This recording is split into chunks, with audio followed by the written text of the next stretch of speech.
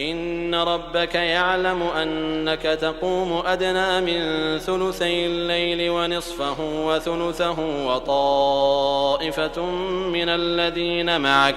والله يقدر الليل والنهار علم أن لن تحصوه فتاب عليكم فقرأوا. abin da ya kamata mu kula muna cikin lokacin sanyi sallah a cikin lokacin sanyi tana da daɗi musamman sallar dare ta qiyamul layli wancan abu duk muna magana game da salloli guda biyar wanda Allah ya wajabta wanda ake yi daga sallar asuba zuwa sallar isha'i wannan kuma za mu yi hutuba da magana game da muhimmancin sallar dare kuma sallar dare ga wanda bai saba ba baya yi yanzu an lokacin koyonta lokacin sanyi lokacin da dare yake da tsawo a yi magariba tun 6 da wani abu ba za a yi sallah asuba ba sai kusan karfe 6 kusan awa 12 ba kaɗan duk dare ne idan bacci mutum zai yi ya kwanta bayan isha'i zai yi ya kwanta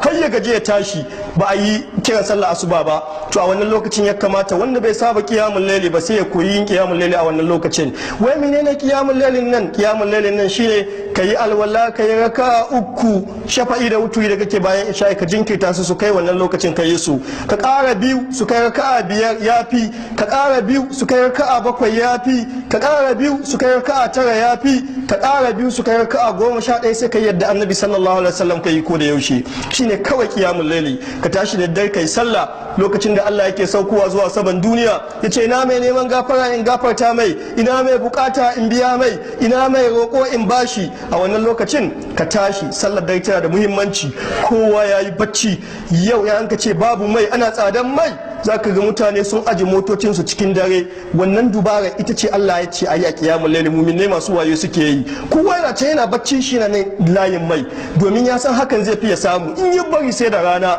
kowa ya tashi cinkoso yayi yawa haka da daddare inda Allah cinkoso baya yi mai yawa amma kana ganawa da Allah da daddare lokacin da kowa yana bacci wannan ganawar tafe kowa yana bacci kai kana falikana ya Allah ka bani ya Allah ka yi min albarka ya Allah ka sani aljanna ya Allah ka tsare ni daga wuta qiyamul layli tana da fa'ida kwarai da gaske yin ta yana sa hasken fuska yin ta yana sa yalwa a dukiya yin ta yana kawo nishadi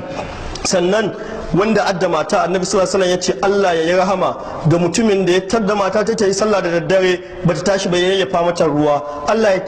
Allah ya rahama ga mace da ta tadda mijinta ya sallah da daddare bai tashi ba ta yayyafa mai ruwa domin idan mace da namiji suka yi sallah mata da miji raka'a biyu kacal annabi sallallahu alaihi wasallam yace za a rubuta su cikin wadh-dhakirina Allah kathiran wadh-dhakirat raka'a biyu kacal suka tashi suka yi shi abin da ya har da ce kawai alamtara ya tashi ya karanta ta mata ta yana baya tana bi ne sallah aka raka'a biyu karanta wata sallah da isuwa da ya iya za a sa shi wani na cin ta jan tasbahu yana ta shi kuma ya samu za a sa shi cikin wadh-dhakirina Allah kathiran wadh-dhakirat masu yawan ambaton Allah maza da masu yawan ambaton Allah mata wani na cikin wani falala da waɗanda ke da aure suke da fe da waɗanda ba su da aure annabi sallallahu alaihi wasallam ya ce duk wanda ya tashi yayi sallah da raka'a da aya 10 kacal aya 10 ya karanta cikin sallah tai to za a rubuta shi ba za a rubuta cikin gafalallu ba shi ko da ya tashi kawai aya 10 yayi ka in ka karanta sabbi aya 19 ce in ka karanta qul ya ayyu karanta qul huwallahu falaq da nasi wannan misan sai ya ce wanda ya karanta aya 100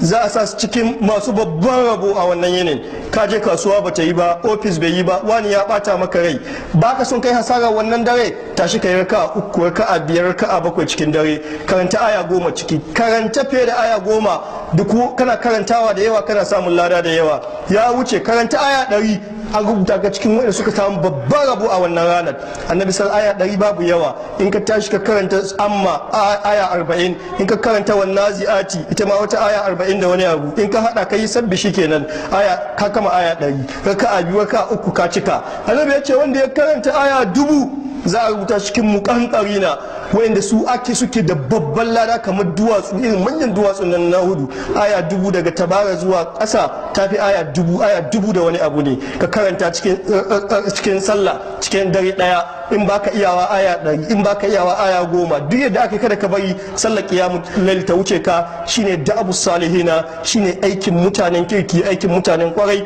Allah ya sa mu cikin mutanen kwarai ya sa mu cikin mutanen kirki Allah ya tarbiyatar mu na al'umman mu Allah ya muna albarka ga samarin mu ya muna albarka ga ƴan matan mu Allah ya waɗanda ba su da aure Allah ya ba su arukan da za a yi da waɗanda ake na ana tayi cikin jiha ko da yaushe Allah ya sa musu albarka Allah ya bada zaman lafiya Allah ya zamzam mu na kasan mu lafiya Allah ya taimaki malaman mu ya ba su su ikon faɗa muna gaskiya